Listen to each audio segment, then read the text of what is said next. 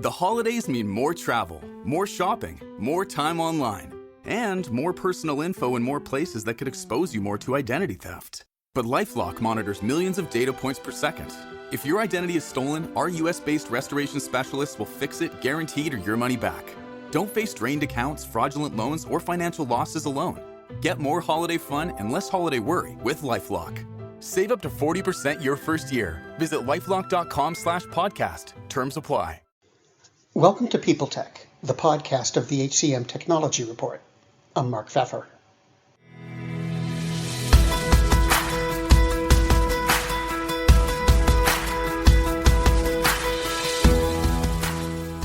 My guest today is Siobhan Savage, the CEO of Reejig. Reejig is a workforce intelligence platform that helps companies understand the dynamics of their workforce, whether they're recruiting, reskilling, or mobilizing their talent.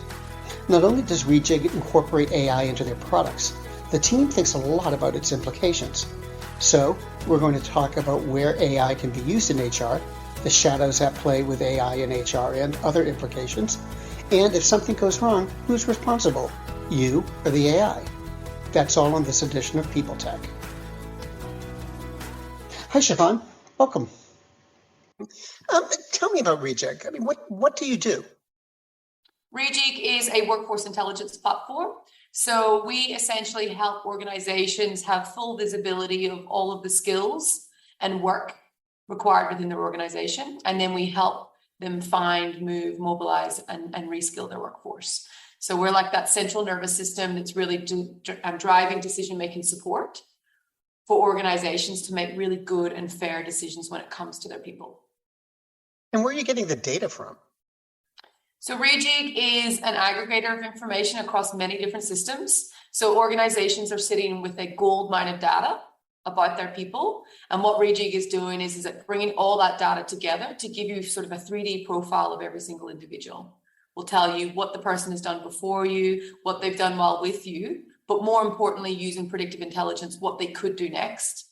And we take that data from, imagine when someone applies for an opportunity within your company, their CV. Imagine all of the different projects and learnings and gigs that they've done within your company. We then pull that information in together.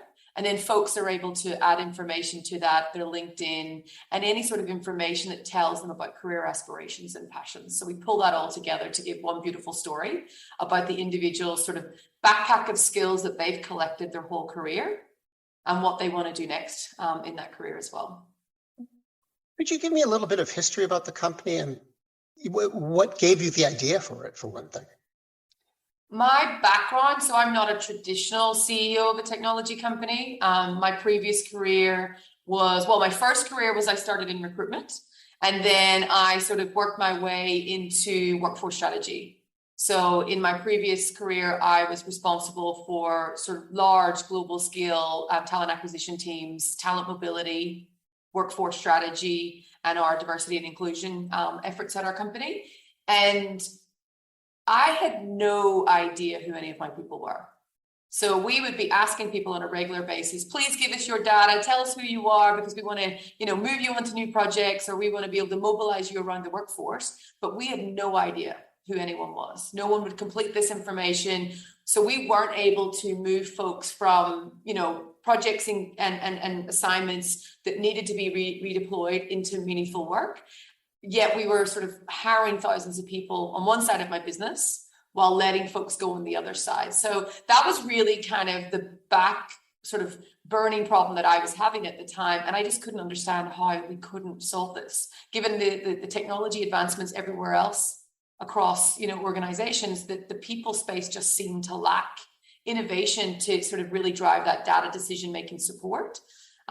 So we started Reejig a couple of years ago, sort of 3 founders, sort of my expertise is in sort of workforce strategy. And I've really lived and breathed this problem my whole career. And then Xu Zhang, she's got a PhD in machine learning. So she's an expert in the data, the ethical AI, and Mike Reed is CTO and delivery, and he's responsible for cyber and software and that sort of main infrastructure.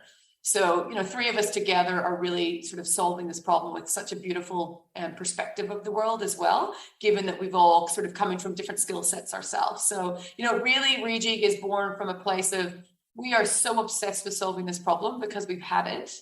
And we've designed a technology to really enable organizations to do this at scale now. As a corollary, it's an interesting career path you've had. And I wonder if you could focus on that for a minute and tell me about, how you went from the front lines of HR into being a technology CEO. It's a very non-traditional pathway. If I knew that this would where life would ended up, I would not have got that right. No algorithm would ever probably recommend me into this job. But it's interesting. So when you started in my early career in recruitment, and I think any listener now will never intended to end up in recruitment. Like, it's not a path that you kind of wake up and go, I'm going to be a recruiter. That happened. But what the beautiful thing about being a recruiter is that you get this really diverse blend of skills, from influencing to selling to data analysis, when you think about like market mapping and all of the stuff that we were doing there as well from a manual perspective. And then that led to what sort of we would have called in my company resource management. So it's kind of like mobility, the way that people are describing talent marketplace right now.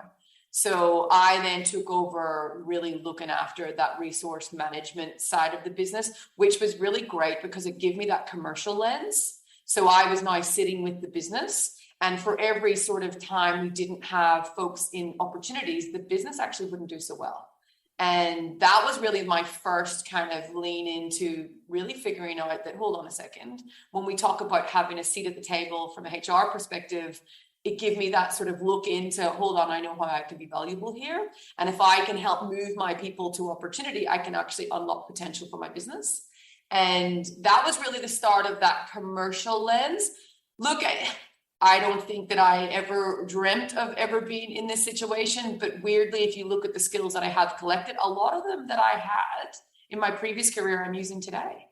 And, there's a lot of skills that we collect as practitioners, from whether it's the strategy to the influencing to the change management to, really driving that business delivery to the strategy that I picked up. So the path wasn't traditional. I don't have a technology background.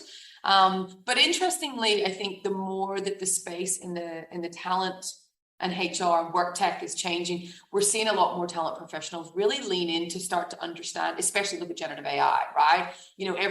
Every single person that I know is talking about this and the impacts of this on work, on tech, on jobs. So there was really an evolution for me of like really falling down a rabbit hole when it came to ethical AI and understanding the impacts of using that in decision-making support when it came to people. So there was this kind of chain sequence of events for me that led to then me being in that CEO role. I think like there's a way I would describe always just on time learning. Like in this role, like I'm looking at everything from go-to-market to building teams to technology strategy to investment and VC to all of this. And it's not skills that you would ever have picked up, right, from a practitioner's point of view. So it's kind of like just on time learning to get there, which really shows the point of, these micro bite-sized pieces of learning to be able to evolve your skill set in what we're doing today. So still learning as a CEO, but it's definitely not a traditional path that we see CEOs coming from in the HR perspective. Faith in the news media has been challenged, making it even harder to get stories told.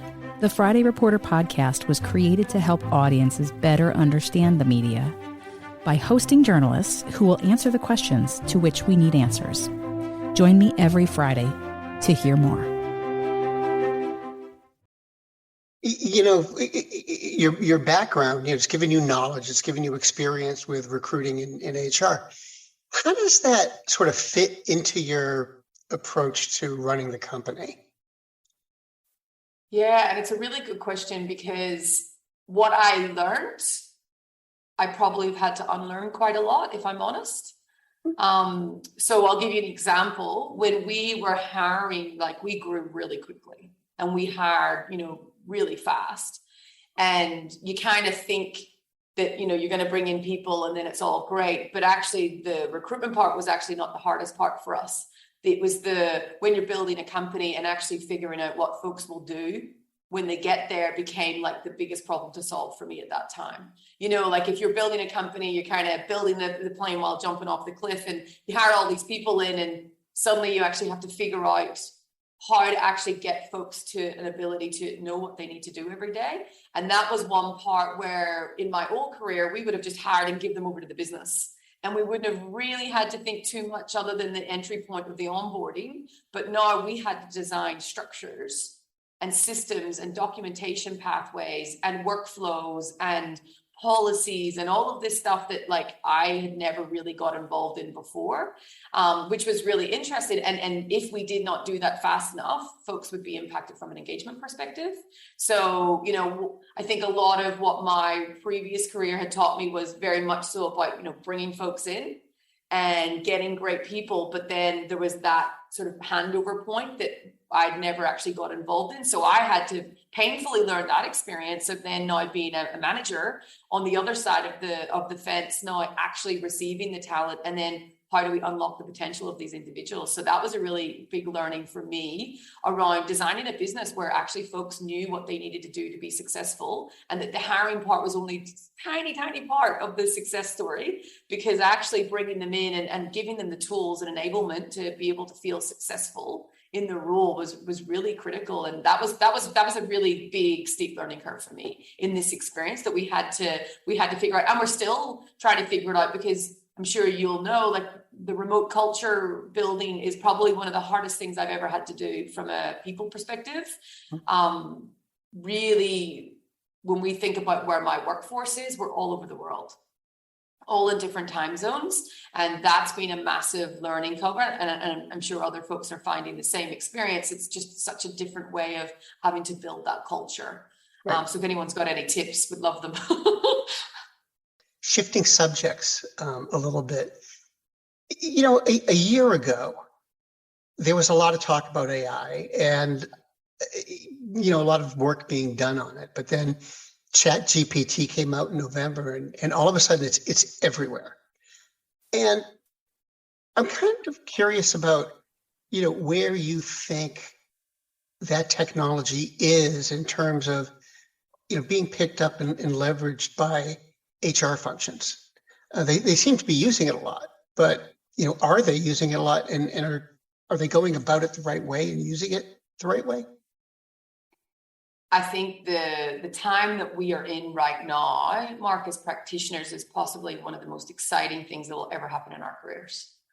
Like, we will never see transformation as aggressively as this, I think, in my career anyway, which is incredibly exciting, but also comes with that stomach of nervousness and the uncertainty and the unknown. And I think the one thing I would say is that, yes, there's a lot of talk and a lot of hype, and whether you're looking in the HR space or whether it's from, everyone talking about it in the news and everywhere you kind of turn, it's everywhere. There is an incredible opportunity for us to really think about a couple of different ways of thinking about this in the HR space. There's the practical use case of enabling you to have a co-pilot to take some of your repetitive tasks and free you up to do meaningful work. So that's a really exciting thing. Like, think about, you're driving along in your car and you've got someone in the passenger side seat kind of giving you a steer of what's coming up. We should be using this as a thought partner, right? In terms of like that backing and forthing, and then also giving away our tasks that are kind of repetitive. We're trialing a lot of it in our internal ops right now in my team. And we're seeing some incredible successes across every single department. And that's all really exciting. But then the shadow side of this, which we have to lean into, especially when we're thinking about from the people space, whether a human or a robot makes a decision, and if you discriminate, you are liable, right? You break the law. Facts. Human or robot, does not matter. Like, let's just, that's as simple as it should be in our heads, right? And I think there's a couple of, not concerns that I would have, there's a couple of things I would say folks need to be aware of. And I think, from a HR perspective, we absolutely need to educate as fast as we can to understand the use case of this, how we could use it. And then we need to talk to risk and think about the risk of, what is the risk of this on my current employees? Right. And what is the risk on this on my future employee? So this is an incredible, tool for us to think about from a people perspective. But the shadow side of this is we need to consider the risk. So the questions that I would be asking myself in my old role is, well, what is the risk of this on my current people? And what is the risk for this on my future employees? And when you think about the large language models that are in the market, these are not large language models that have been, brought into an environment and are secure. These are publicly open access models. So any usage of this that gives away any personal data, you should not do, because you cannot unravel that. Like with GDPR and with laws around the world when it comes to privacy as well, like you don't have consent to put any information into this because you cannot unravel that algorithm. So there's a lot of things that need to be considered that if you start giving it data that you shouldn't be, that will cause, you and your organization a lot of harm, because you should not be doing that. So I think there's two parts to it. There's the, absolutely educate yourself as fast as you can on the potential good, and then think about the shadow side of this on the impact of your current people, the impact of your future people, and then what are the implications when it comes to, privacy and security and the risk of the data usage within this as well. From a Reejig perspective, we do not give it any people data. We will not give it any people data. We've got a blanket rule across the company that we will not give it any people decisions. So our algorithms are powered by independently audited ethical AI, which will not have the large language models from public domains in there. And that's so that we can control what's happening with the data, so that we have an audit trail of exactly decision-making in that algorithm itself. I think just be very careful. There's a lot of vendors now adopting this, and everyone's putting it in their product to say that they've got ChatGPT inside their product. And that's sure exciting and great from a marketing buzzword, but the risk component of that for your organization, is something that needs to be checked. And, you're going to see the relationship between the people team and the risk and privacy team being one of these new best friend relationships in companies now, because, these folks have got to partner up when it comes to making good and fair decisions of technology usage within the organization. But what I can tell you is every CEO around the world and every board around the world is now talking about how can we optimize our workforce? Where can we bring this technology into our workforce today to find meaningful ways of unlocking potential within our organization? Look at productivity levels now in the US. Like, look at the, the conversation around, our people are not, productive. Like, we are in potential recessionary conditions. Every CEO and board has this front of mind. And what they're trying to figure out right now is, how can I use this in my workforce without causing any harm? So the practitioners that are listening to this, like, absolutely upskill yourself as fast as possible to get that view, because this is something that, will absolutely drive competitiveness within your organization, and is something that you will adopt, but it's just making sure you adopt it in that safe way as well, to make sure that you're not causing any harm. Well, thank you very much. I mean, it's been really fascinating talking with you, and I'm really grateful for your time. No problem at all.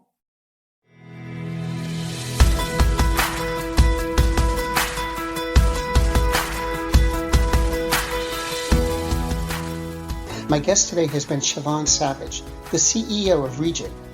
And this has been People Tech, the podcast of the HCM Technology Report. We're a publication of Recruiting Daily. We're also a part of Evergreen Podcasts. To see all of their programs, visit www.evergreenpodcast.com. And to keep up with HR technology, visit the HCM Technology Report every day. We're the most trusted source of news in the HR tech industry. Find us at www.hcmtechnologyreport.com. I'm Mark Pfeffer.